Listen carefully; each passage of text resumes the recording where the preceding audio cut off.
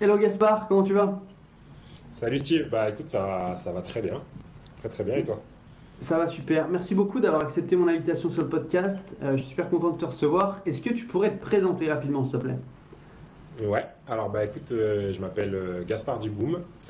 Je suis email marketeur et enfin moi j'aime bien me définir comme un copywriter qui a mal tourné. Parce que j'ai été pendant longtemps j'ai été copywriter et puis bah, ça va faire 2 ans que je fais principalement de l'email marketing et pour préciser de la gestion de list email. Ouais. Donc, pour ceux qui ne savent pas ce que c'est, bah, je prends en main le logiciel d'envoi d'email et bah, je gère tout, c'est-à-dire le copywriting des emails, l'écriture, la stratégie, l'analyse des résultats, l'intégration, la mise en place des flows automatiques Ouais. et la délivrabilité. Voilà. Trop bien, trop bien. Et du coup, comment tu as appris tout ce qui est délivrabilité? Parce que le copy, enfin, le copywriting, ça s'apprend sur le marché français, il y a pas mal de formations, mais comment tu as appris la délivrabilité? Bah, en fait, j'ai appris un peu sur le tas avec, en fait, avec un des premiers clients pour lesquels j'ai commencé à gérer sa liste email. C'était un client qui avait une liste email, il y avait à peu près 60 000 personnes. Et bah, je faisais tout comme il faut, je bossais sur le copy, je faisais les flows automatiques. Et je me suis rendu compte que, tu vois, en fournissant le même effort, j'avais des campagnes qui cartonnaient. Ouais. Et par contre, il y avait des campagnes, bah, je bossais pas moins, il y avait, le copy était le même, etc. Mais on avait des campagnes qui marchaient beaucoup moins, tu vois, ou des automatisations qui, qui marchaient beaucoup moins. Et bah, je me suis rendu compte qu'en fait, il y avait plein d'emails qui tombaient dans les promos, quand on faisait, qu'il y en avait de plus en plus. C'était moins le cas au début, mais de plus en plus, il y avait d'emails qui tombaient dans les promos. Et Tu bah, dis dans les justement, promos, c'est ouais, l'onglet promotion, c'est ça que tu dis, hein. ouais, ouais, Ouais. l'onglet promo, ouais. Pour ceux qui ne savent pas, quand vous envoyez des emails, il y a différents onglets. Donc il y a l'onglet principal, Sur Gmail, c'est ouais. l'onglet clé. Ouais, sur Gmail, voilà, Ouais. exact. C'est l'onglet en fait qui apparaît en premier quand vous ouvrez votre ordinateur ou votre téléphone. Et après, il y a différents onglets. Donc il y a l'onglet réseaux sociaux, l'onglet promotion, et puis après, il y a les onglets plus spécifiques, les spams, etc. Et du coup, bah, je me suis rendu compte il y avait plein d'emails qu'on envoyait qui tombaient dans l'onglet promo. Ouais. Et ça avait une grosse incidence sur les résultats et sur les ventes qu'on faisait, principalement parce que bah, quand un email tombait en promo, le taux d'ouverture pouvait être divisé par 2 ou par 3. À partir de ce moment-là, j'ai commencé un peu à m'intéresser au sujet. J'ai fait des tests, j'ai essayé de trouver des informations, j'ai essayé pas mal de choses. Et petit à petit, bah, j'ai commencé un peu plus à comprendre comment fonctionnait l'algorithme de Gmail et bah, comment faire justement pour éviter de tomber dans l'onglet promo et améliorer sa délivrabilité.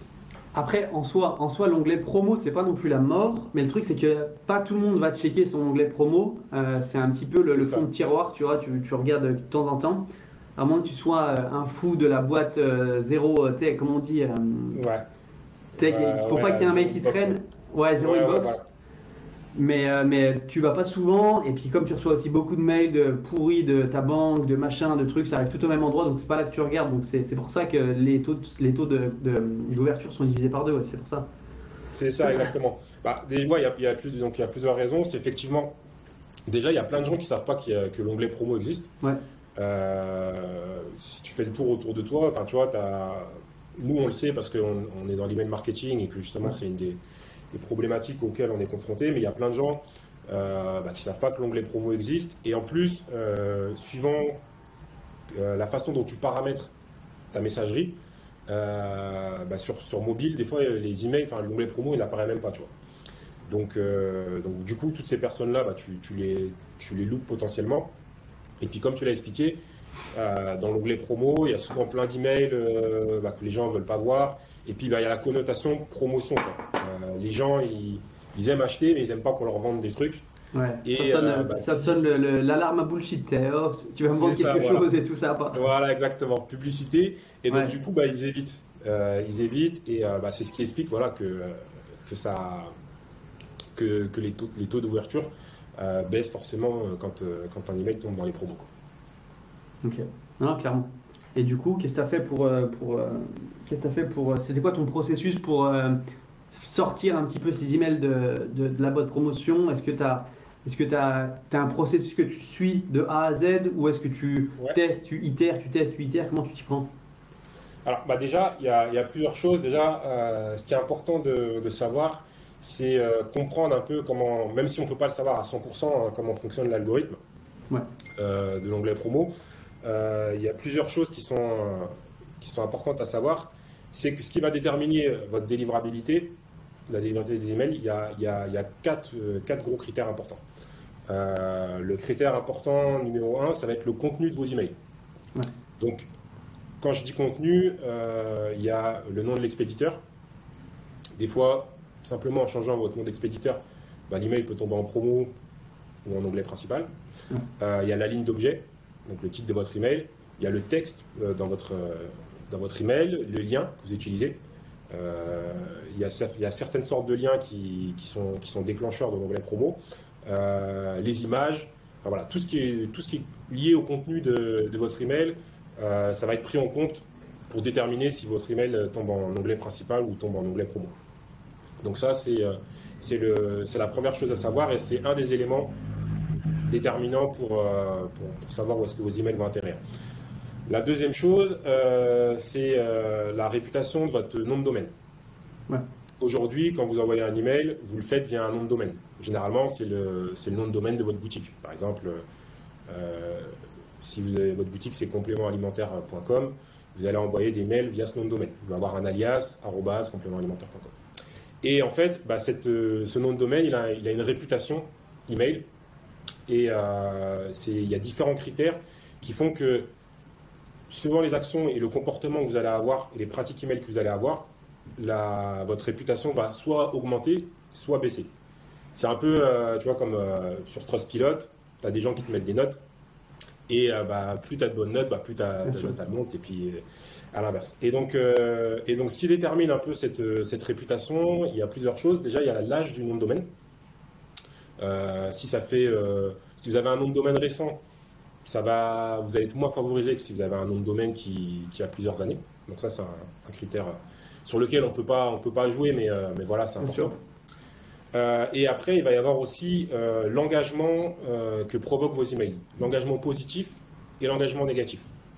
Donc l'engagement positif, ça va être les taux d'ouverture élevés, les taux de clics élevés, les taux de réponse. Taux de réponse élevé, c'est quelque chose qui est important. Si les gens répondent à vos emails, ben, ça va être vu comme un engagement positif. Le fait que les gens vous marquent en liste blanche. Le fait que les gens vous mettent dans les favoris, le fait que les gens transfèrent vos emails, tout ça, c'est de l'engagement positif. Donc, à chaque fois qu'une personne va avoir un engagement positif envers vos emails, bah, votre réputation de nom de domaine, elle va augmenter. À l'inverse, tout l'engagement négatif envers vos emails, bah, votre note, elle va baisser. Ouais. Et dans engagement négatif, on va avoir, par exemple, bah, si une personne n'ouvre pas vos emails, si vous avez des taux d'ouverture qui sont bas, si les gens suppriment vos emails avant de les avoir ouverts, ça, Gmail arrive à le voir, et du coup, bah, c'est négatif. Si on vous reporte en spam, évidemment, si, par exemple, on se désinscrit. Donc ça, c'est tous ces éléments-là, mis de bout à bout, il y en a des centaines, mais là, c'est les principaux, vraiment, ceux qu'on connaît et qu'on maîtrise, qu'on peut maîtriser, et ça va jouer sur votre réputation de nom de domaine. Ensuite, il va y avoir un troisième élément, ça va être la réputation de votre adresse IP. Donc là, c'est un peu technique, je ne vais pas rentrer beaucoup dans les détails. Quand vous envoyez un email, en fait, il passe par des serveurs. Ces serveurs-là, ils ont une adresse IP. Et vous êtes plusieurs à envoyer des emails via cette adresse IP-là. Ça peut être des centaines, des milliers, etc. Et bah, suivant la réputation de nom de domaine de tous les gens qui envoient des emails sur votre serveur, et ben, votre adresse IP il va avoir une bonne réputation ou une mauvaise réputation. C'est un peu comme si tu achètes un appartement dans un quartier. Si c'est un quartier chic, bah, forcément, ton appartement il va avoir une certaine valeur, peu importe la façon dont on prend soin. À l'inverse, si tu achètes dans un quartier qui est un peu moins réputé, même si tu as un superbe appart et que tu fais des travaux, bah forcément la valeur, elle va pas être aussi élevée que si tu avais acheté dans un quartier, UP. Voilà. Donc c'est un peu pareil avec l'adresse IP et la réputation de notre adresse IP. C'est pour ça que tu peux avoir des bonnes pratiques, mais si tu te retrouves dans une adresse IP où les gens ont des mauvaises pratiques, ça va avoir un impact négatif sur ta délivrabilité. Et à l'inverse, tu peux avoir des pratiques pas terribles, mais si tu es dans une adresse IP où les gens ont des bonnes pratiques, ça va favoriser. Donc ça, c'est le troisième critère. Et le dernier critère, c'est l'engagement personnel que les gens ont avec les emails. Je te donne un exemple. On peut être inscrit à la même liste email tous les deux. Il y a un email qui est envoyé. Moi, je le reçois, il tombe dans l'onglet principal. Toi, tu le reçois, il tombe dans l'onglet promo. Pourquoi? Parce que moi, j'ai eu un engagement positif. J'ai ouvert les emails précédents. Je les ai mis en favoris, etc. Alors que toi, par exemple, tu n'as jamais ouvert ces emails de cette marque-là. Ouais, je comprends. Et donc, ils regardent les derniers engagements que tu as eus avec les emails de cette marque-là. Et ça va déterminer aussi si ton email va tomber où tu atterris. Ok, trop bien. Donc voilà, une fois qu'on connaît ces différents critères, justement, il y a des choses à mettre en place sans forcément rentrer dans la technique et sans forcément faire des choses compliquées. On peut mettre des actions en place simples à faire dès aujourd'hui pour améliorer cette délivrabilité et notamment, quelque chose qui est important, améliorer la réputation de nom de domaine. Parce que la réputation de nom de domaine, ça joue beaucoup. Et l'algorithme de Gmail, c'est un algorithme. Et quand tu commences plus tu te retrouves en onglet promo, plus tu as de chances de te retrouver en onglet promo par la suite. Et après on spam. Ouais, si tu continues à des promos, c'est ça, exactement. C'est genre le carton jaune, l'onglet promo, c'est le carton jaune, et puis tu peux avoir le carton jaune. C'est ça. C'est ça, parce que déjà, tes taux d'ouverture sont moins bons, donc ça joue sur ta réputation de nom de domaine. Et si les gens ils ne reçoivent pas tes emails, au bout d'un moment, ils t'oublient. Faut pas croire que les gens pensent à toi, ils t'oublient. Et un jour, ils vont recevoir un email de toi qui, par magie, va peut-être arriver en principal. Ils vont dire c'est qui lui? Ou ils vont se désabonner, ou ils vont te signaler spam. C'est clair. Donc c'est pour ça que c'est important d'avoir les bonnes pratiques et de faire au maximum d'éviter en sorte que les emails tombent en promo. Donc comme quoi la fréquence est super important, quoi. Ouais, la fréquence c'est super important. Moi je l'ai vu il y a pas longtemps sur ma propre liste email. J'envoie des emails. Moi j'envoie des emails souvent, plusieurs fois par semaine. Et quand je faisais des coupures, j'avais tendance, quand je faisais mes tests, à voir que les emails arrivaient plus facilement en promo. Okay. Donc la fréquence, ça joue. Et dans un sens, c'est logique parce que si, par exemple, l'algorithme comptabilise le nombre d'ouvertures, quelqu'un qui envoie des emails tous les jours, il aura forcément plus de taux d'ouverture que quelqu'un qui envoie un email par mois. Donc si tu envoies un email par mois et que tu as 2000 personnes sur ta liste, qu'il y a la moitié qui ouvre, tu vas avoir 1000 ouvertures. Si tu as le même nombre de gens sur ta liste mais que tu en envoies des emails tous les jours, ça va être multiplié par 30. Donc forcément, ça a une incidence. C'est pour ça que c'est important de pas forcément envoyer des emails tous les jours, mais envoyer des emails régulièrement. Ça fait partie. Et qui plaisent à la cible, et qui lui parlent, et qui l'inspirent, et qui l'éduquent. Effectivement, oui. Il ne faut pas envoyer des emails juste pour envoyer des emails. Il faut envoyer des promotions. Achetez. Ouais, voilà. C'est ça. Alors ça, oui, ça c'est les choses qu'il faut éviter parce que, alors, je ne dis pas qu'il faut jamais le faire. De temps en temps, ça fonctionne. Une offre. Ouais. Mais il faut que les gens ils récupèrent de la valeur. Il faut que les gens aient envie de lire les emails. Et pour ça, faut leur parler de choses qui les intéressent et qui passent un bon moment quand ils lisent un email. Ça fait partie aussi des bonnes pratiques. Et mine de rien, ça a un gros impact aussi sur la délivrabilité. Okay. Aujourd'hui, il y a des gens qui envoient des emails tous les jours et qui tombent. Je pense que tu dois être inscrit sur des listes, par exemple, de marketeurs qui envoient des emails tous les jours et ils tombent jamais en promo. Simplement parce qu'ils font des bons emails et des emails qui sont des très bons taux d'ouverture et les gens engagent avec eux, etc. Clairement. C'est quelque chose d'important. C'est quoi pour toi les plus grosses erreurs que tu vois sur les comptes de tes clients et qu'est-ce que tu fais pour justement remonter la pente? Alors, les erreurs, notamment, une erreur que je vois fréquemment, notamment chez les e-commerçants, généralement on récupère l'adresse email avec un pop-up. Souvent, c'est en échange d'un code promo, etc. Et une erreur que je vois souvent, c'est que déjà, on donne le code promo dans la pop-up. Ouais. C'est-à-dire que la personne n'a pas besoin d'aller checker l'email de bienvenue pour récupérer son code promo. Le problème, c'est que votre email de bienvenue, c'est un peu, c'est la première impression que vous allez faire à votre prospect, mais aussi à Gmail. Ou alors enfin, à la boîte, aux autorépondeurs, que ce soit Gmail, Hotmail, etc. Et si la personne n'est pas obligée d'ouvrir l'email, elle ne va pas aller l'ouvrir. Sauf que Gmail, il va voir que vous avez envoyé un premier email, la personne ne l'a pas ouvert. Donc forcément, c'est que vous envoyez, soit c'est un email qui n'était pas sollicité, soit vous n'intéressez pas la personne, et du coup, ça va conditionner la suite de la relation. Donc ça, c'est une des erreurs que je remarque souvent et qu'il faut éviter. La deuxième erreur que je vois souvent aussi, c'est de ne pas avertir les gens que vous allez leur envoyer des emails. Ouais. Du coup, ce qui se passe, c'est que si vous ne les avertissez pas, ils reçoivent un email de vous, ils vous mettent en spam ou ils se désabonnent directement.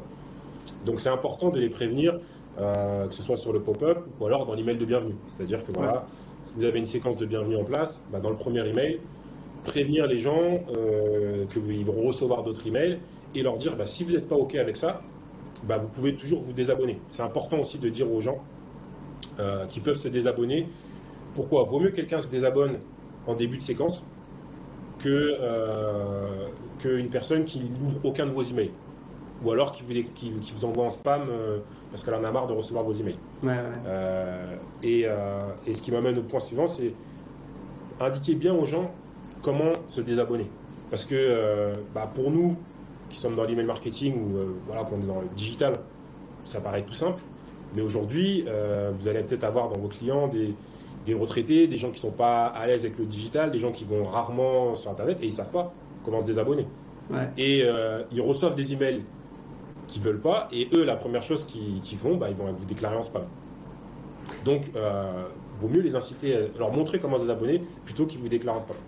C'est marrant ce que tu dis parce qu'à l'autre coup, je suis tombé sur une vidéo sur YouTube, un mec qui expliquait comment faire un bon email, je sais pas quoi, et il dit en bas pour désabonner, mets-le le plus clair possible pour qu'on voit pas du tout le bouton de spam, tu vois, pas le bouton de spam, pardon, le bouton de désabonnement. Comme ça, la personne, elle voit pas qu'elle peut se désabonner et tout, avec une petite technique. Mais en fait, c'est encore pire parce que si la personne ne trouve pas où c'est le bouton, elle va cliquer sur les petits 3 points sur la droite, elle est spam.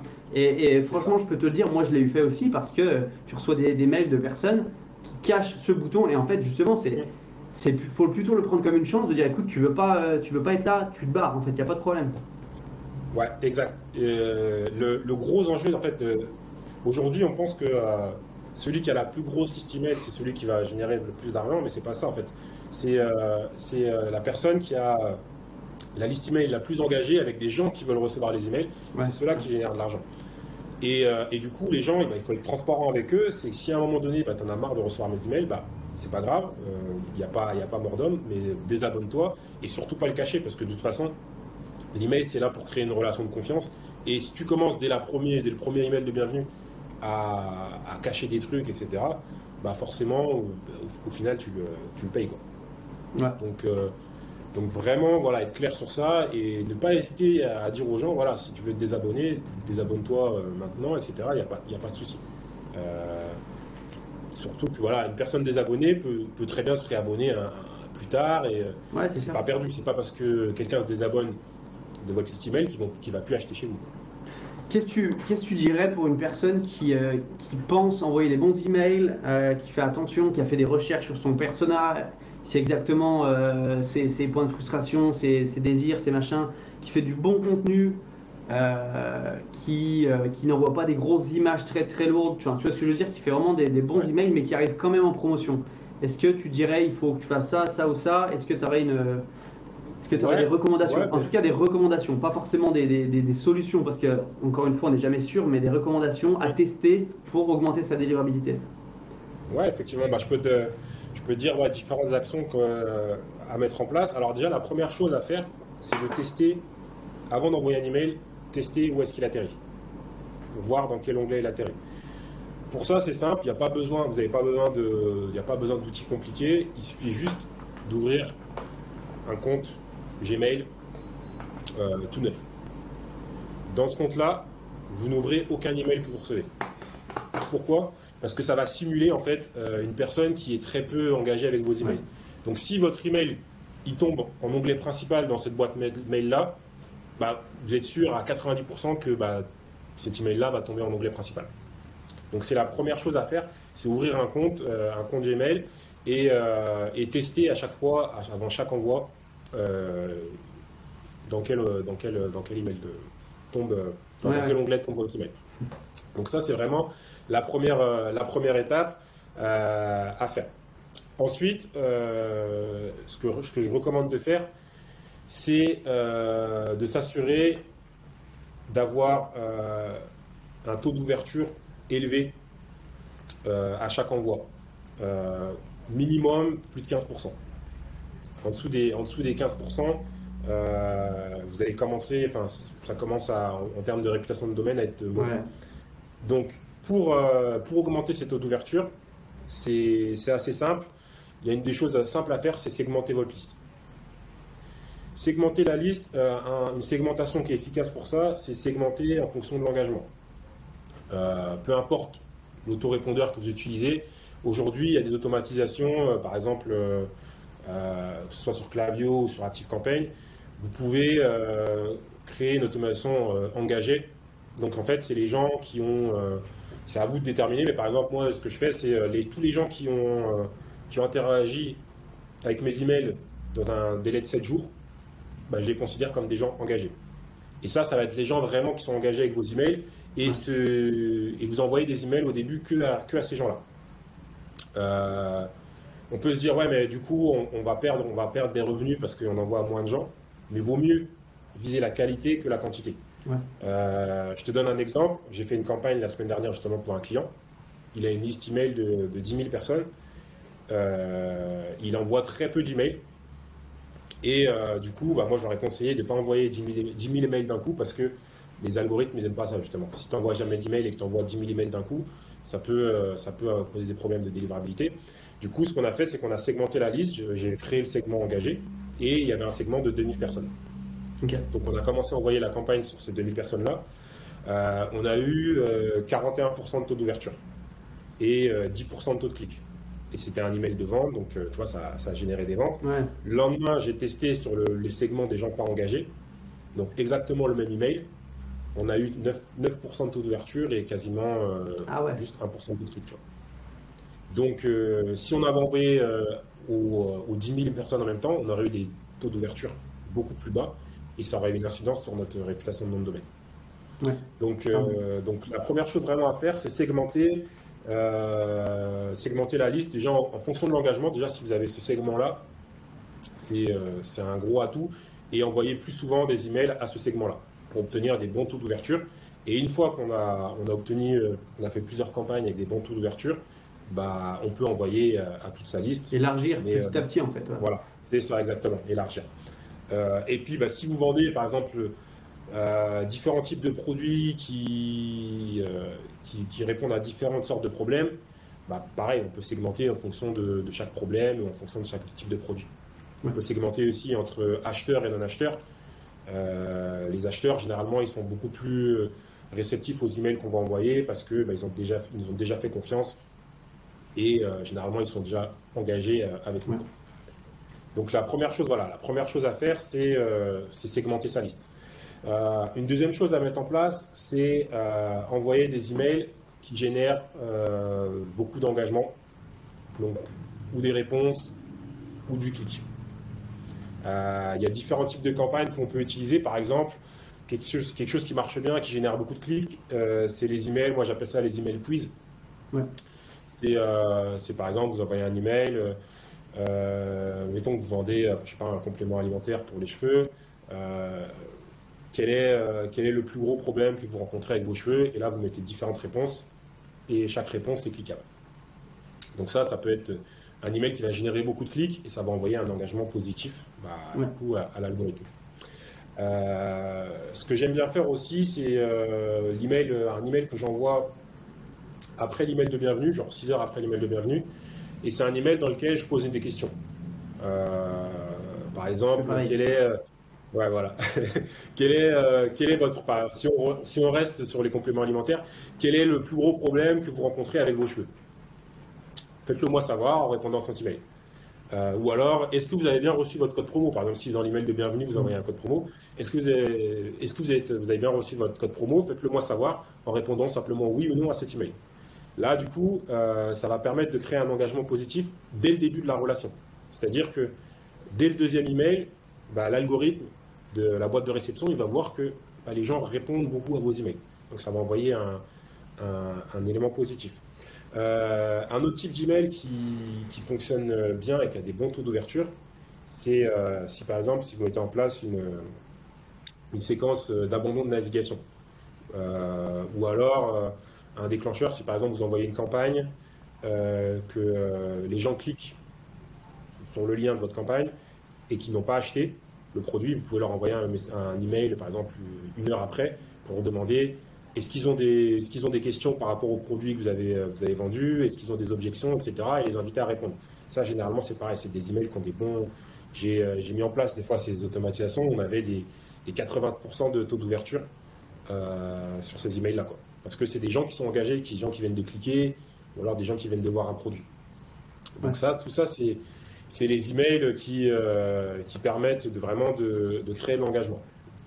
On parlait de l'email de bienvenue tout à l'heure. Une chose toute simple que vous pouvez faire, c'est dans l'email de bienvenue, demander aux gens de vous ajouter à vos contacts ou de vous mettre en liste blanche. Vous leur dites ça vous prend 2 minutes, ça vous permet d'être sûr de recevoir mes prochains emails et bah ça va envoyer un signal positif à Gmail. Excellent. Des petites actions toutes simples, mais qui peuvent améliorer la délivrabilité. Une autre chose qui marche bien, c'est, ça j'avais testé ça avec un client, pareil, c'est organiser une espèce de concours où vous demandez aux gens de chercher un email que vous avez envoyé qui tombait dans l'onglet promo et de le faire glisser dans l'onglet principal. Généralement, les gens le font, mais le problème, ce qu'ils font, c'est ils envoient un email et disent est-ce que vous pouvez me rendre un service? Est-ce que vous pouvez faire, si cet email tombe dans les promos, est-ce que vous pouvez le faire glisser en onglet principal? Le problème, c'est que les gens, ils n'ont pas forcément notre temps, ils n'ont pas forcément que ça à faire. Et si on ne leur donne pas une raison valable de le faire, ils ne le font pas. Donc moi, ce que j'avais fait, c'était j'avais organisé une espèce de petit défi. Et pour tous les gens qui faisaient glisser l'email des promos à l'onglet principal, on leur donnait un code promo. Donc en plus de ça, ça permettait d'améliorer la délivrabilité et de générer des ventes. Comment tu segmentes ces gens-là? Les gens, tu veux dire Comment les tu gens à arrives à qui t'envoies. traquer, ouais, à traquer les gens qui ont déplacé vers l'onglet Alors nous, ce principal? qu'on faisait, c'était simple, c'est qu'on leur demandait de nous envoyer un screenshot Ok, euh, par email, en répondant à l'email. Donc on faisait double coup, parce que du coup, on obtenait plein de réponses d'email à cet email-là, des gens qui nous envoyaient des screenshots. ok. Et ce qu'on faisait aussi, c'est on leur montrait, on avait préparé une petite vidéo, tu vois, ou un petit GIF qui leur montrait comment faire pareil. Toujours montrer, toujours prendre les gens par la main et Ouais, ouais, leur ouais. mettre le minimum de friction, quoi. T'as raison. Et du coup, Pardon, ouais, je t'ai vas-y. coupé. Non, non, t'as raison. Moi, je faisais ça aussi dans le pied de mon email de bienvenue. Je mettais un lien vers YouTube. En fait, je dis voici un mini tuto je sais pas, il faisait 6-7 secondes. Et en fait, ça renvoie vers YouTube et tu vois le mec qui t'explique comment ça se passe. Et c'est pareil, C'est quoi. ça, voilà. Ouais, voilà, exactement. Et du coup, en faisant ça, voilà, on a eu plein de réponses. On a eu, je sais pas, sur cet email, on avait eu au moins 80 réponses de gens qui avaient participé du coup à ce concours-là. Et ça fait 80 personnes en plus qui vous ajoutent. Et Ouais, c'est un engagement fort hein, bien sûr. l'algorithme. Ça veut dire que non, moi je veux pas que cet email il tombe en promo, je veux que cet email il tombe en principal. Et en Ouais, plus, on obtient des réponses. Et en plus, les gens, il y a comment ça s'appelle? Un biais d'engagement. S'ils ont fait cette ouais, action-là pour recevoir un code promo, forcément le code c'est clair. promo, ils vont être plus à même de l'utiliser. Donc C'est ça clair. permet en même temps de générer des ventes. Donc Excellent. ça, c'est une action qu'on peut mettre en place. Ce qu'on peut faire aussi, c'est faire une campagne prenez les gens qui n'ont pas ouvert vos emails depuis par exemple 90 jours. Moi, j'appelle ça la campagne Jeff Bezos, parce que ça, je me suis inspiré un peu d'Amazon pour faire cette campagne-là. Ce qu'il faut savoir, je ne sais pas si tu avais entendu parler, alors je ne sais pas s'ils le font en France, mais aux États-Unis, tous les ans, alors je ne sais pas s'ils le font encore, mais à un moment donné, Amazon, ils proposaient $5 000 à leurs employés pour quitter, s'ils ne se sentaient pas bien chez Amazon, bah, ils quittaient la boîte, on leur donnait $5 000 en échange. Et ça fonctionnait bien parce que, en fait, ça permettait de laisser partir les gens qui ne voulaient plus être là. Ça leur donnait une vraie raison de partir. Et en même temps, ceux qui refusaient la prime et qui choisissaient de rester, ils étaient beaucoup plus engagés parce que bah, c'est un biais cognitif, le biais d'engagement. Et du coup, ils se donnaient plus dans le travail. Et quand j'ai vu ça, moi, je m'en suis inspiré pour faire une campagne en fait, de désengagement sur des gens. Au lieu de les supprimer, de nettoyer sa liste et de supprimer des contacts, parce que des fois, il y a des gens qui n'ouvrent pas vos emails, mais c'est juste parce qu'ils vous ont oublié ou parce que justement, ça tombe en promo. Bah, je mets en place une espèce de petite campagne comme ça, où je leur dis, bah, écoute, je vois que tu n'as pas ouvert mes emails depuis un moment. Il y a 2 raisons. Peut-être que tu les as pas vus. Donc, si c'est le cas, bah, sache que tu peux m'ajouter en onglet principal pour nous voir, etc. Mais si c'est parce que bah, mes emails ne t'intéressent plus, je te propose de te désabonner. Et en plus de ça, si tu te désabonnes aujourd'hui, tu auras un code promo valable pendant 24 heures. Et bah, du coup, bah, ça permet de faire une pierre deux coups. Donc les gens qui vont rester, bah, ils vont être plus engagés. Et bah, les gens qui se désabonnent, bah, en même temps, ils ne sont pas totalement perdus parce qu'ils auront un code promo ou une réduction et ils génèrent du revenu. C'est marrant ce que tu dis parce que ça, j'y ai vu. Pareil, un Américain qui te disait qu'au moment où tu te désinscris de sa liste, en fait, tu vois, tu arrives sur la page d'après. Et là, il te donnait un petit code promo ou un petit freebie, je ne sais plus exactement ce que c'était. Et ça permet de faire une pierre de coups. Et le mec, il dit, ah, bah, finalement, je vais peut-être pas partir tout de suite, je vais peut-être récupérer ça. Et ouais, c'est une bonne façon de faire. Ouais, surtout qu'en plus, s'il achète derrière, bah, il va rentrer dans une liste acheteur et donc tu l'as pas. Ouais, il rentre. Excellent. Donc voilà, ça te permet quand même de faire le ménage avant de supprimer des contacts qui peut-être sont des potentiels acheteurs, quoi. Et puis une dernière chose à mettre en place, c'est une pratique qui a été utilisée par Dean Jackson. Je ne sais pas si tu connais. Ouais, j'aime beaucoup même. Ouais. Et alors, je ne sais pas si tu connais son email de 7 minutes. Je pense que tu as déjà entendu parler. Ouais. Donc pour la petite histoire, pour ceux qui ne connaissent pas, Dean Jackson, c'est un email marketeur, donc un monstre en email marketing. Et il a inventé un email qui s'appelle l'email de 7 minutes. C'est un email très court, de 7 mots, pardon. Un email très court qui paraît vraiment personnel. C'est pas 9 déjà? C'est un détail, mais. 9, ouais. Ouais, c'est 9. Ouais. Et en gros, il joue pareil sur la version à la perte. Il a inventé cet email quand il bossait, alors je crois qu'il bossait pour un promoteur immobilier sur Miami qui avait une liste email qu'il n'utilisait pas. Et en fait, pour réengager les gens, pour voir si les gens étaient engagés, il leur envoyait un email tout simple. C'était bonjour monsieur Intel, est-ce que vous êtes toujours à la recherche d'une maison à Miami? Faites-le moi savoir en répondant à cet email. Et en fait, il a obtenu énormément de réponses. Je crois qu'ils ont généré plusieurs millions parce qu'il y a des gens qui ont acheté des maisons après. Et cet email, il a obtenu beaucoup de réponses. Pourquoi? Parce que c'est un email tout simple et c'est un email d'un humain à un autre être humain. Et du coup, les gens, ils ont plus tendance à répondre à ce genre d'email-là. C'est important que les gens sachent que c'est un humain qui écrit l'email et qu'il y ait vraiment une relation d'humain à humain, quoi. Et donc ce genre d'email qu'on peut utiliser pour par exemple les gens pareil qui ne vous répondent plus depuis un moment. Salut Steve, ça fait longtemps que tu n'as pas ouvert d'email. Est-ce que tu as renoncé à prendre soin de tes cheveux, par exemple, si tu veux un complément alimentaire pour les cheveux? Et la personne, elle va plus être à même de te répondre oui ou non, et du coup, elle va être engagée. Ouais, non, c'est clair, il en parle beaucoup. Il a un podcast, Dean Jackson, qui s'appelle I Love Marketing, et il y a un épisode là-dessus, il est trop bien. Et moi, pour te dire aussi, je l'utilise assez fréquemment, enfin assez souvent, que ce soit dans une séquence de panier abandonné ou que ce soit même dans une séquence de bienvenue, tu sais. J'aime bien le caler dans les derniers emails. Est-ce que vous êtes toujours intéressé? La personne va dire mais pourquoi? Et une fois qu'elle clique, est-ce que vous êtes toujours intéressé pour en savoir plus sur blablabla?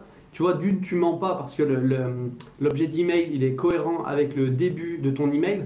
Comme ça, la personne, elle Ouais. se dit pas, ah ouais, tu as juste mis un putaclic et derrière, tu me fais lire un email qui a rien à voir. Et donc, moi, j'aime bien l'utiliser comme ça et ça a des super résultats. Donc, Ouais, bah ouais, non, mais c'est une très bonne idée. Et d'ailleurs, c'est important ce que tu viens de souligner. Et d'ailleurs, ça a un impact aussi sur la délivrabilité. ouais, C'est toujours être cohérent dans sa ligne d'objet. Ça fait partie des erreurs souvent. ouais, Être cohérent entre sa ligne d'objet et son email. Parce que, encore une fois, l'email, c'est pour créer une relation de confiance. ouais, La confiance, c'est long à mettre en place, mais ça peut être détruit en 2 secondes, quoi. Et si on fait un titre putaclic et que la personne ouvre l'email et qu'en fait ça n'a rien à voir avec le titre, bah, elle n'ouvrira plus les autres emails. Et si on ouais, n'ouvre plus les autres emails, bah, vous tombez en promo, ouais. et etc., etc., quoi. Donc c'est vraiment, vraiment, vraiment des choses importantes qui font partie des bonnes pratiques, quoi. Trop bien. Eh ben écoute, merci beaucoup en tout cas pour tous ces conseils. Franchement, c'est excellent. Où est-ce qu'on peut te retrouver si on souhaite sortir de l'onglet promo ou même envoyer des emails marketing? Alors, bah, on peut me retrouver alors, sur LinkedIn ou sur Facebook. Ouais, Vous tapez Gaspard Diboun. excellent. Je suis quand même beaucoup plus actif sur LinkedIn, mais vous pouvez me trouver sur Facebook. Et sinon, vous pouvez me trouver aussi sur mon site, donc email et conversion, slash onglet promo 1, numéro 1. Là, c'est la page. Si vous voulez que je paramètre pour vous vos emails pour qu'ils tombent en onglet principal là, 90% du temps, bah, vous pouvez me retrouver là aussi également. Excellent. Ben écoute, merci beaucoup encore une fois. Et puis, et tu repasses quand tu veux. Ok, bah super. Merci à toi, Steve. Allez, à plus. Ciao, ciao. À plus. Ciao, ciao.